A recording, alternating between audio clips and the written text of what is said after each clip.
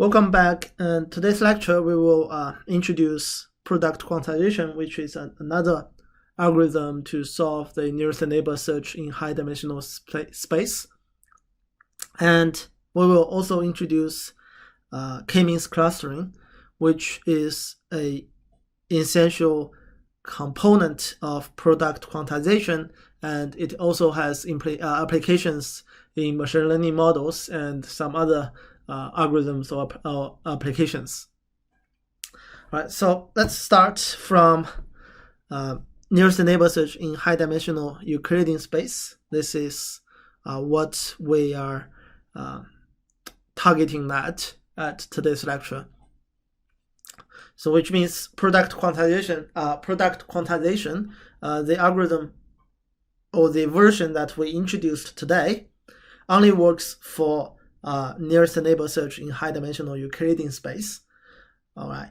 So for the naive solution, as we have discussed before, because of the curse of dimensionality, we don't expect a sublinear algorithm that can return the exact nearest neighbors within high-dimensional space. So the naive solution, but also the exact solution, would be linear scan. So basically, you compute the distance between O and Q for all the points O within the database D. And here, the distance of O and Q is defined as the Euclidean distance, which is the square root of the summation of OI minus QI to the power of 2. You do the sum and then you compute the square root of that. So now let's consider this naive solution from both time cost and space cost. So for time cost, we need to compute the distance for n times, because n is the total number of points. N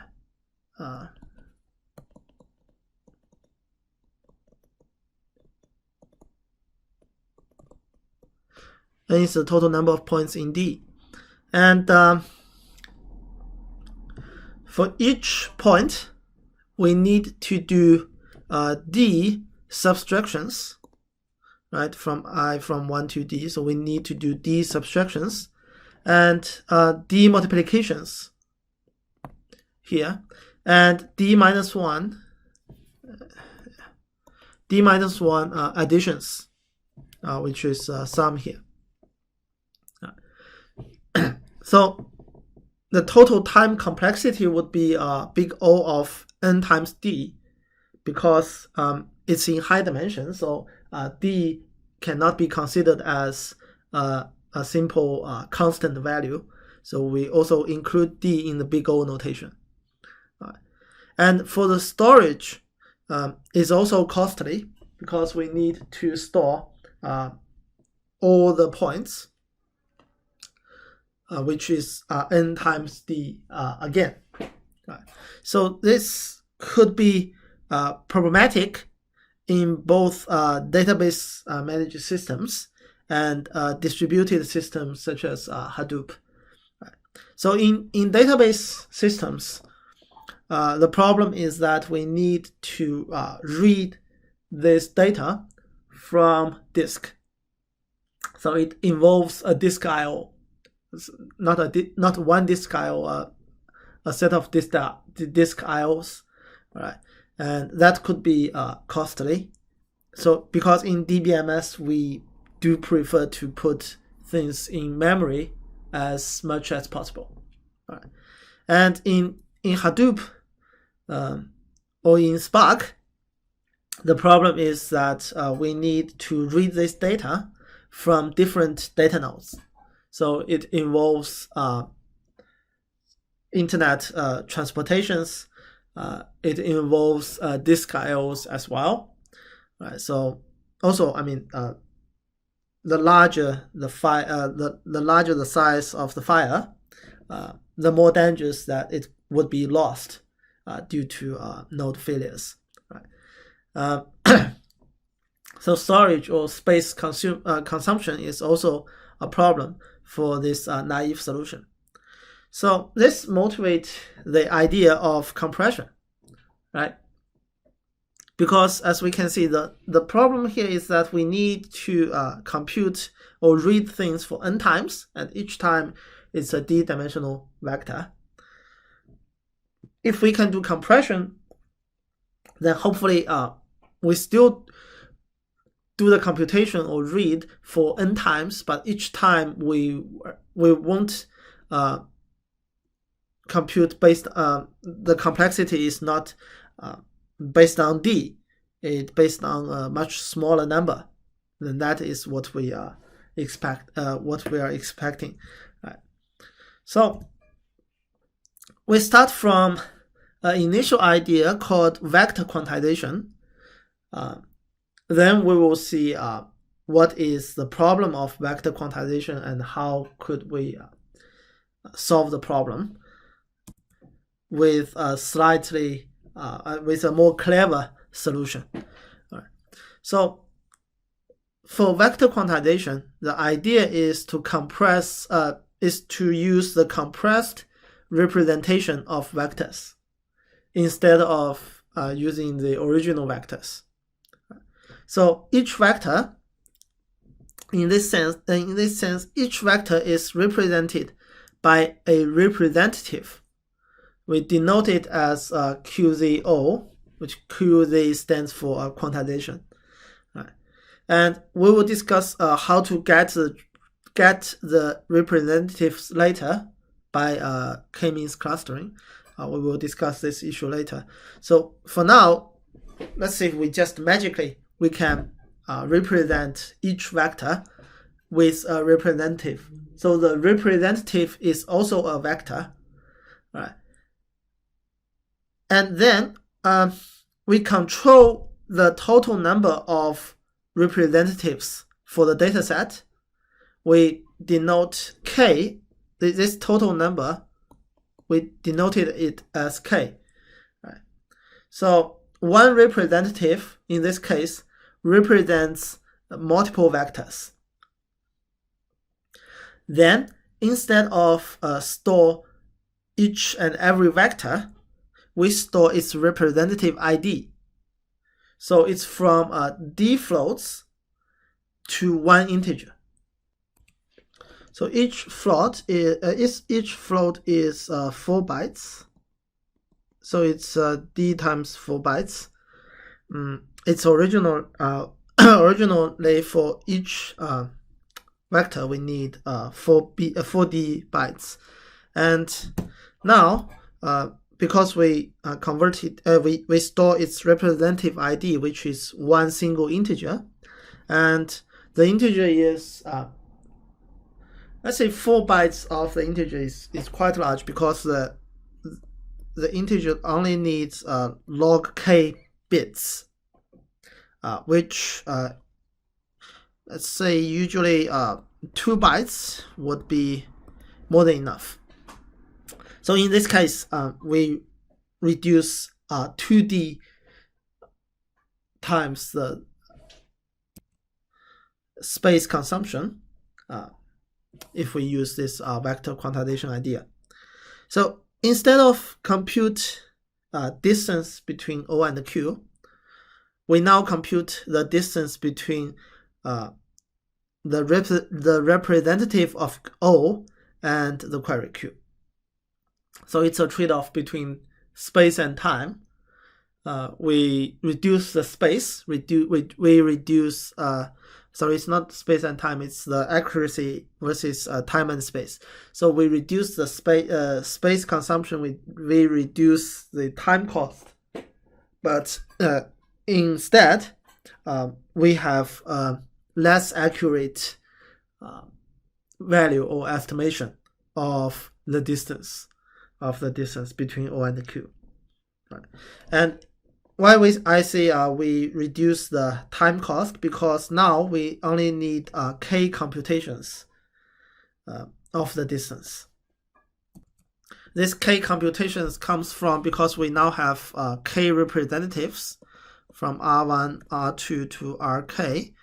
And when the query comes in, we compute the distance between query and each and every representative vectors. Then that's all.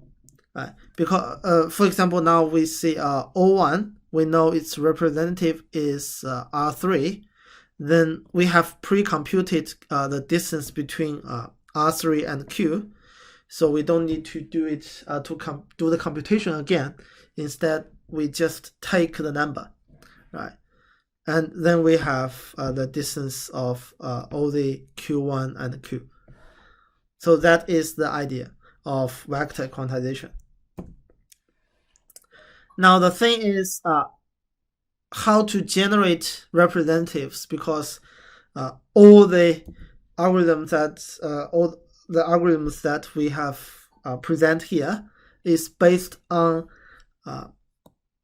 the condition that we have generated a good representative.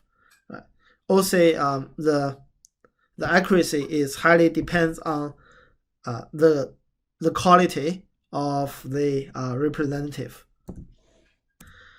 Now, assigning representatives is essentially a partition problem when we say this, because essentially we want to construct a good partition of a database of n objects into a set of k clusters. So cluster is a group of similar things that is positioned or occurring closely together, right? So say we have points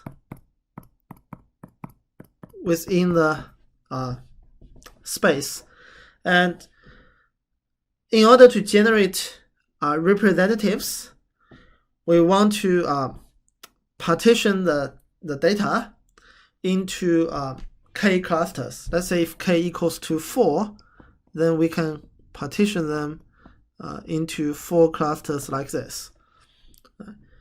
And we can take the points within each cluster as the representative of other points in this cluster. So the thing is, how do we measure the goodness of a given partitioning scheme? So we consider the cost of a cluster is the sum of, for any points within the cluster, the distance between that point and the center of the cluster. And we do the sum for of this distance for each and every point within that cluster. So this is a cost of a cluster. And the cost of k clusters is the sum of the cost of ci for different I, or for I equals to from 1 to k. Right, so why we say that this can measure the goodness of a partitioning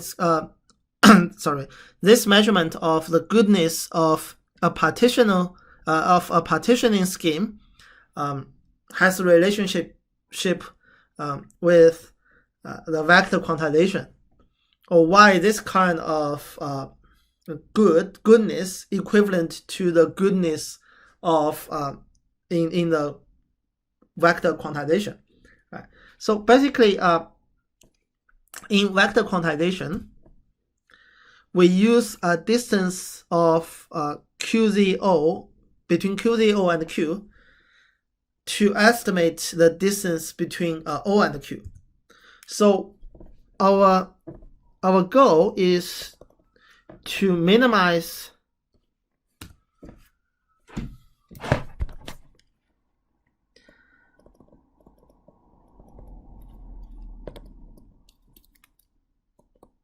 the expectation of distance between QZO and Q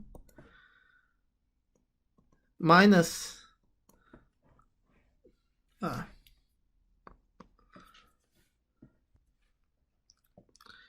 distance between O and Q.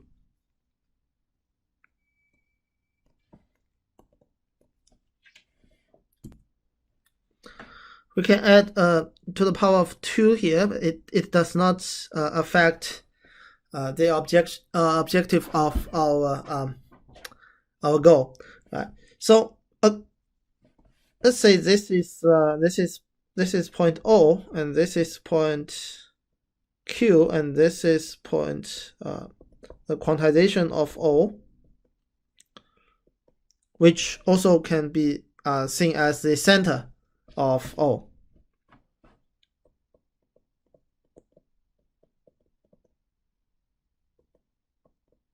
Right. So it's this point. O is this point, Q is this point. So the distance between QZ, O, and Q, and distance between O and Q, according to the triangle inequality, the subtraction between these two actually is smaller or equals to the distance between QZ, O, and O. We do the square again, and it's an expectation. So this is what we want to minimize, and this is bounded by the expectation of the distance between QZ, O, and O, which is exactly this divided by the size of CI. So the size of CI is considered as a constant number. So here, this is what we want to minimize, and which is equivalent to the cost of K clusters.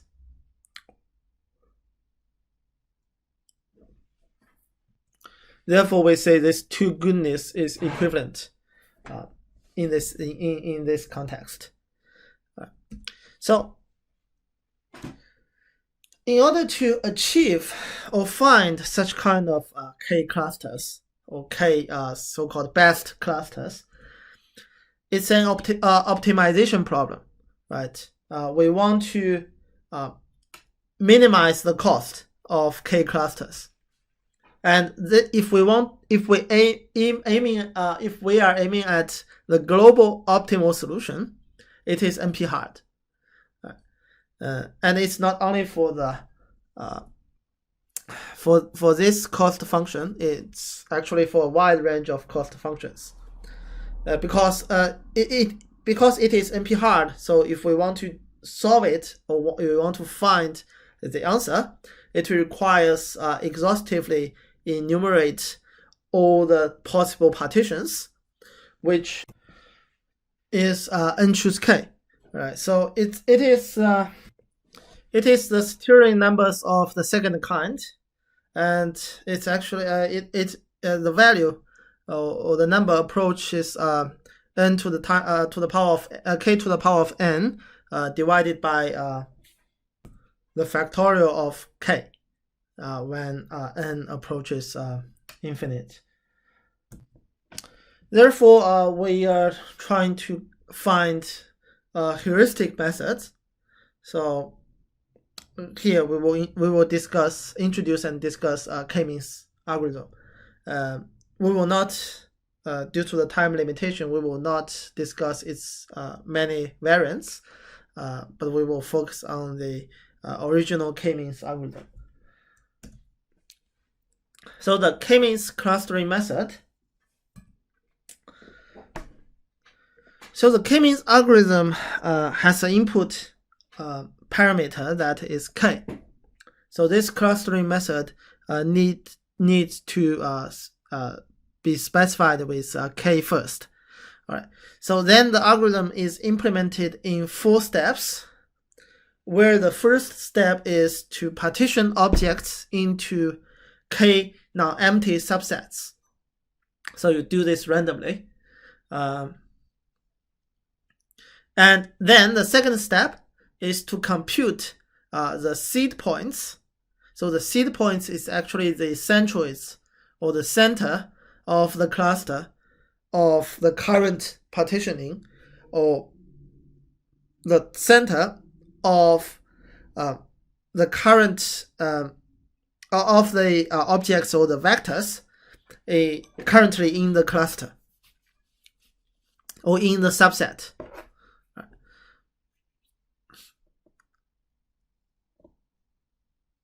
By the centroids, we usually consider the mean point of the cluster in Euclidean space.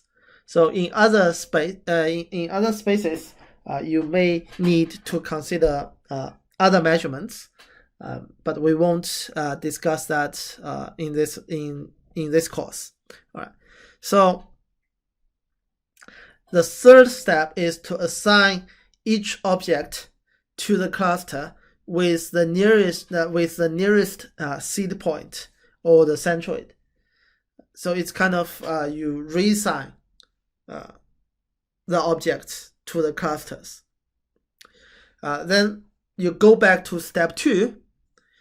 So you recompute the centroids for each cluster, and you reassign the objects to the clusters, and then you do it or you do it over and over again until the assignment does not change. So when the assignment does not change, you will always have get the same centroids, and you assign the points in the cluster does not change, so the centroids will remain the same. So there is no meaning to repeat this one more again. So it's a little bit dry, so let's look at an example here. So this is the initial data set. Assume that k equals to 2, means we just want to partition the data set into 2 partitions. So we arbitrarily partition objects into k groups, or randomly partition them into 2 groups, with this red point as group 1 and the black point as group 2. Then we update the cluster centroids as this point, this black point here and the blue point here. So the centroids is the mean of these points or vectors within this cluster. Then we reassign the objects. As you can see, the point here and point here, right? This one is previously belongs to cluster 1.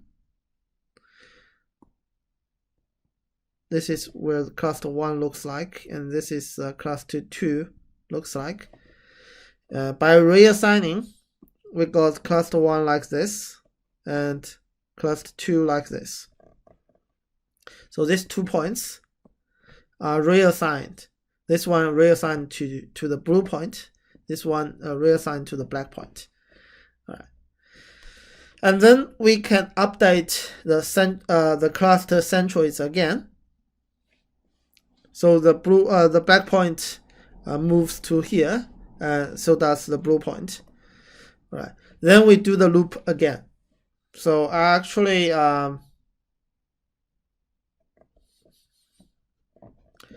this figure is not accurate enough. Here the arrow should be point to here. So we reassign objects and we update the cluster centroids and we loop it if needed until there's no change. Right. So this is the idea and also the algorithm of k-means clustering. We will skip the mathematical proofs here of why this algorithm can converge on a local optimal. Instead, we just have the sense that, as you can see in this figure, that by using k-means, we tends to have clusters where the centroids between where the distance between points and its centroids tends to be smaller and smaller. So that's the idea of k-means. So with k-means, right now we can have a good representatives. Then let's look at vector quantization again. The first step is to encode the vectors, or basically we assign the QZO to O. Right? QZO is the representative of O, which can be represented by an integer. Right?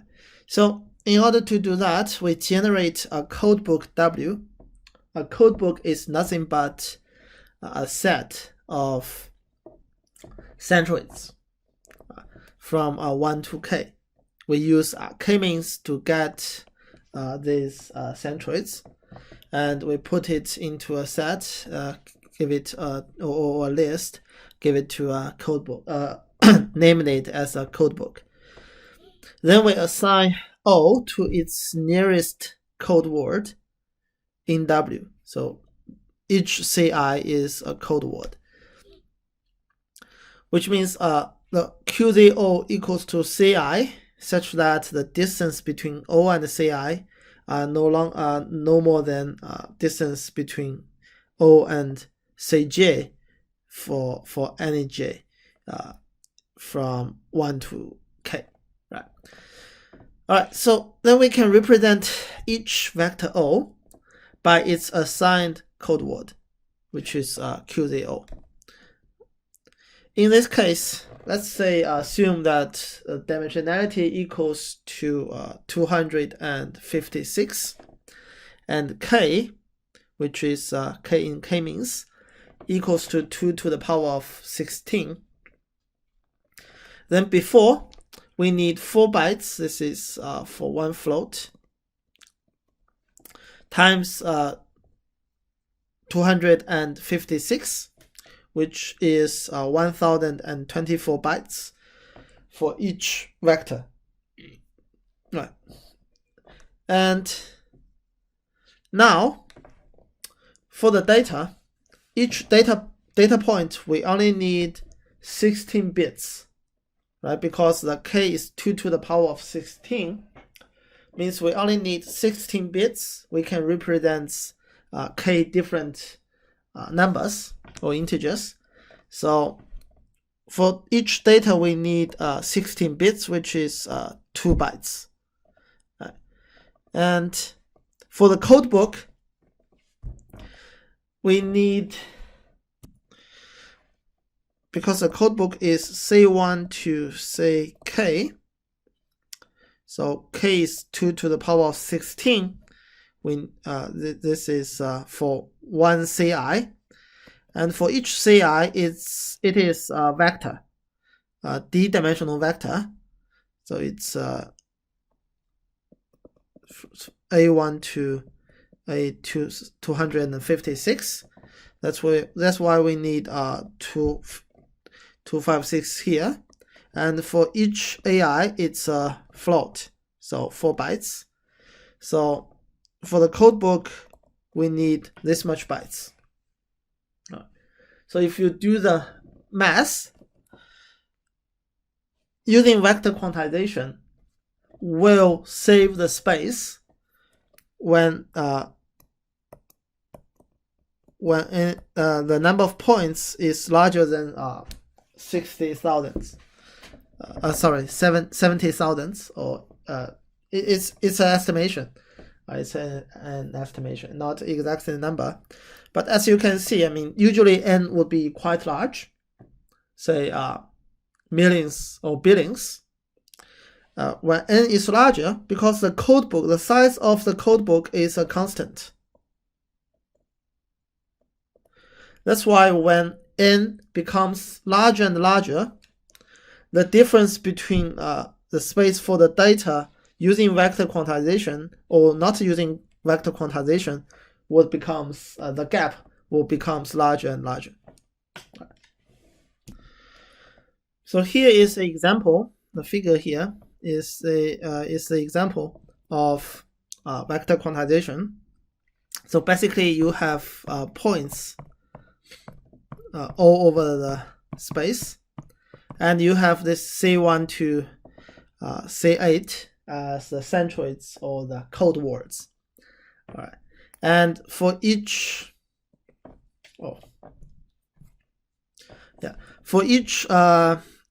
vector or points, we represent it using its closest centroids or code words. And now for the query processing, given a query queue, how do we find the point that is closest close to Q or closest to Q?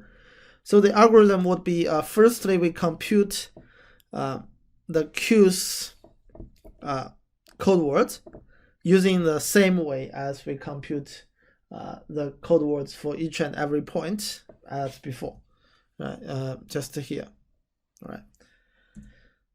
And then the candidate set would be all the data vectors that associated with the QZ of Q, or say share the same code word as the query. So in order to do that, we can use an inverted index, as we have introduced several weeks ago. So the inverted index would be a hash table that maps Cj to a list of OI that are associated with Cj. So the key is Cj, and the value is a list of OI that associated with Cj. When we get to the candidate set, for the verification,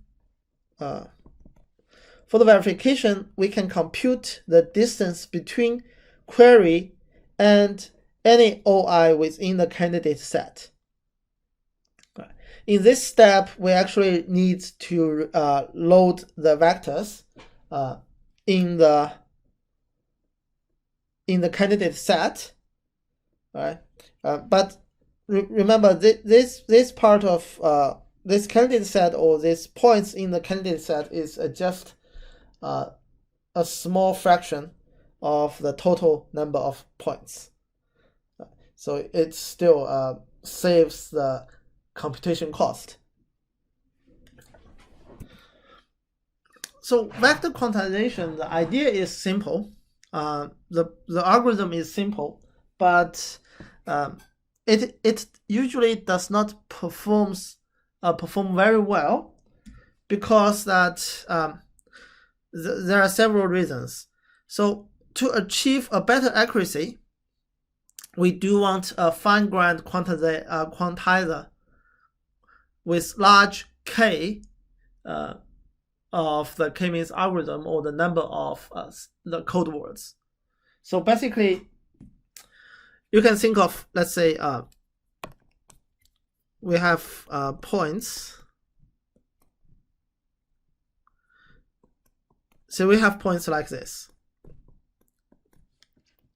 So apparently, if say K equals to 1, then we have to use probably the point here as the centroid to represent all the points. And as you can imagine, the distance or the arrow between each point to the to its representative would be large.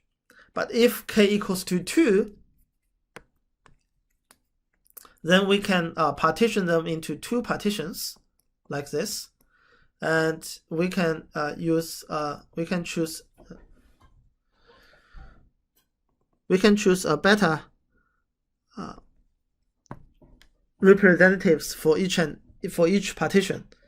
Also, the distance or the arrow would be smaller, and in the extreme case, say we have here's 4, here's 5.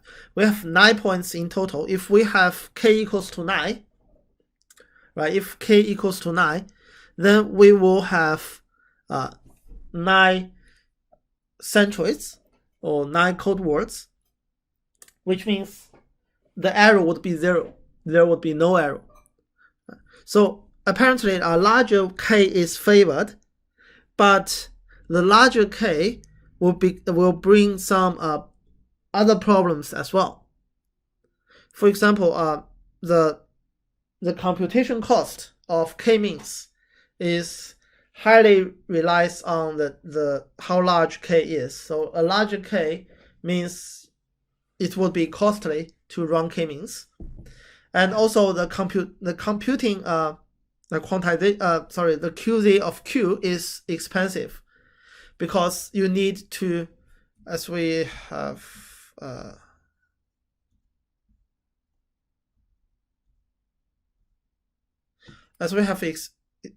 explained here. So basically you need to compute the distance between Q and each code word.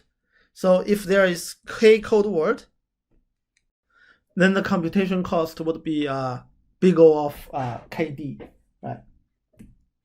And also, if the k is large, means there are more clusters or more partitions, means the number of points in each partition would be smaller than before, right? In this case, we may not be able to get enough candidates if we only look at the cell of QZO,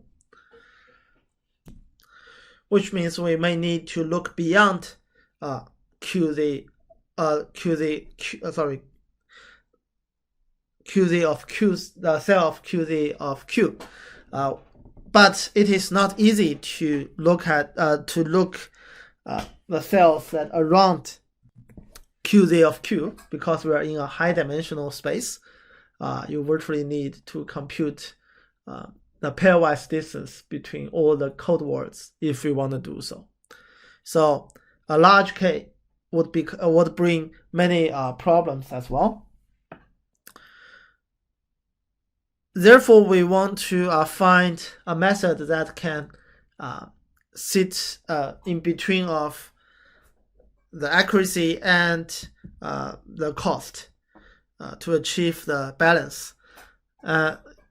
So the solution would be product quantization. So the idea of product quantization is to firstly partition the dimension into m partitions. In this case, a vector become m subvectors. Let's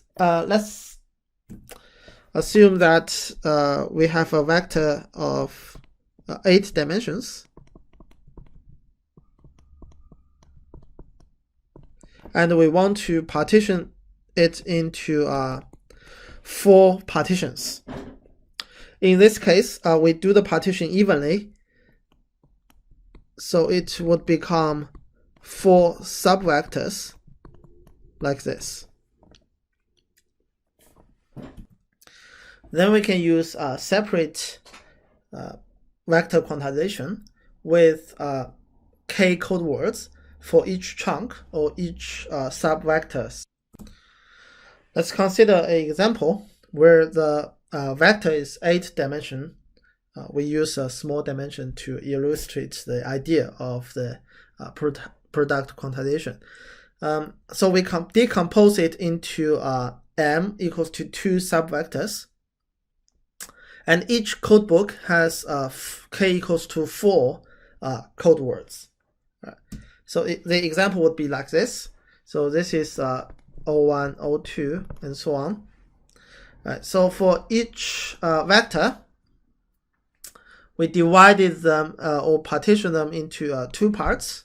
So this is the first part, this is the second part, and so on and so forth. So for each part, we compute 4 code words and note it as C10 to C13, 4 code words here. And for the second part, we compute C20 to C23 as well. Then we can compute for each vector or each point, we assign the first subvector with the closest Ci star or C1I or C1 star with the smallest distance to it, which let's assume it is C10. So that's why this is this is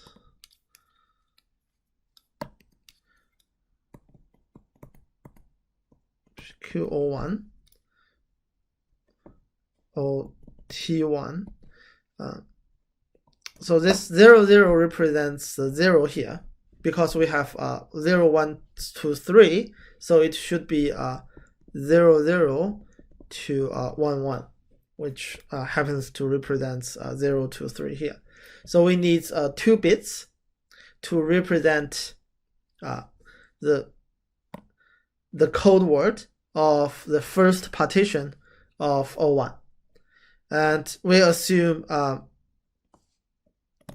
0, 0, which corresponds to C20 for the second partition. And we do the similar things for O2. We get, let's say we get O1 and 1, 1 stands for C1, 1 and the C2, 3. All right. So this is an example of PQ. Now let's compute the total space consumption. So for the data, we partition the data into M partitions. So M partitions, and for each partition, we only need log K, where K is the total number of the code words in the code book for each partition or each chunk. Right. So log K is the number of bits that we need to represent the code of this subpartition or subvector. So it's M times log K. This is for data, for each data. Right. And so we probably need to times N here. And for the code book, again, it's a constant number after we initialize everything. So the code book, we have M partitions, corresponds to M different code books. So we need the M here. And for each code book, we have K rows or K code words, which is K.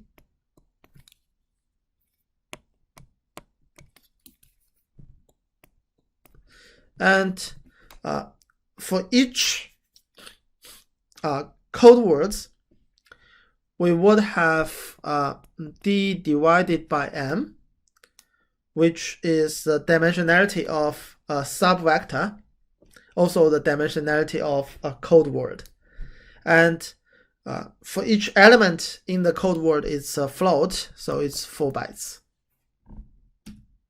So in total should be M times D over M times K times 4 bytes, which is 16 bits. Right. Sorry, 32 bits. Right. Right. So I have correct this in the slides. All right. So so now we have a compressed representative for each and every vector, which is here. Now the problem is, how do we estimate the distance? Now we consider we want to compute the Euclidean distance between a query point Q and a data point that is encoded as T. Right, so because we only have the code of a data point. So we don't know the original data point, what it looks like. All right, so we restore the virtual joint center by looking up each partition of T, which is 0, 1, and 0, 0 here, in the corresponding codebooks. And then we reconstruct P. For example, 0, 1 here corresponds to C11 because this is the first partition, this is the second partition. So we take C11 as the first part of P. And we do the same thing. We take C20 as the second part of P. Then we reconstructed P, and we compute the distance between Q and P, which is this. Which is the second part, which is this. And we use this as the distance between Q and T, where T is just represents the data point. So we use the distance between Q and P to estimate the distance between Q and the point that have the code T. So this is also known as asymmetric distance computation, or ADC. So the more abstract formulation is like this. So basically we compute each partition, so I from 1 to m. We get a Qi. So this is Q1, this is Q2. We get Qi and Ci Ti. Right? This is T1, this is T2. Right? So we compute Q1 with C11, the distance, do the square, and we compute Q2 and C20, and we do the summation, which is equivalent to what we have done here. Now, as long as we know how to estimate the distance, the next thing would be how to process a query. So for the query processing, we compute ADC for every point in the database. Although here the problem is how do we do the computation? I mean, if we follow the steps here, it may not be as efficient as possible. So we will discuss this later. But for now, let's say we just have computed the ADC for every point in the database. Then we take the candidates as those with the L smallest asymmetric distance. So with this distance, these candidates, we can do re-ranking. It is optional. If we have more than one candidates, then for re-ranking, we load the data vectors and we compute the actual Euclidean distance between the data vectors and the query, right? And then we return the one with the smallest distance. In this case, this is the real distance or actual distance. It's no longer the AD, the asymmetric distance. So again, let's look at the example here. So this is the query, and these are the codes of the data points. This is the code book, and what we want is to compute this, which is the ADC, which is the AD for each and every Ti here. Right. So one way to do it is to, for each and every Ti, we find the corresponding CJTIJ, where CJTIJ corresponding to the JS partition. This is for Ti. So we find, for example, 0, 1, we find C11, 0, 0, we find C20. We do the computation, and T2 comes in, and we, for for 1, we find C13, and C22, we do the computation, and we do the same thing for the rest CIs. So it looks like, I don't know if you have noticed or not, there are some redundant. For example, let's say T3 is 0, 1, 1, 0. Okay, so for T1, we do C11, this is C20, this is C13, C14, C13, this is C22. Now for T3, this is C11, and this is C22.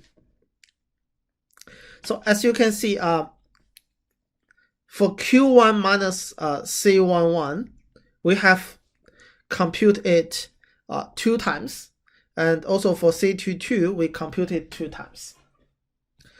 So as n will become larger, we will this kind of redundant computation will become more and more.